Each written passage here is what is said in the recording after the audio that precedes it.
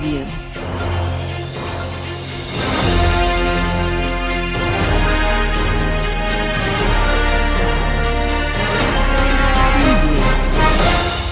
శబరిమలకు పోటెత్తుతున్న అయ్యప్ప స్వాములు. మకర జ్యోతి దర్శనం దగ్గర పడుతున్న కొద్దీ అయ్యప్ప దగ్గరికి వచ్చే భక్తులు రోజు రోజుకు పెరిగిపోతున్నారు.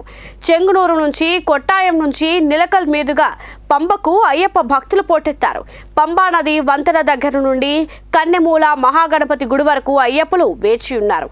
క్షణక్షణానికి నది ప్రవాహం పెరిగినట్లు అయ్యప్ప స్వాముల తాకిడి పెరుగుతుండటంతో స్వామి దర్శనానికి 10 నుంచి 12 గంటల సమయం పడుతుంది. మండల కాలం దీక్షలు చేసి ఇరుముడులు కట్టుకొని వేల సంఖ్యలో అయ్యప్ప స్వాములు తెలంగాణ, ఆంధ్రప్రదేశ్, కర్ణాటక మరియు ఇతర ప్రాంతాల నుంచి పెద్ద మొత్తంలో తరలి వస్తున్నారు.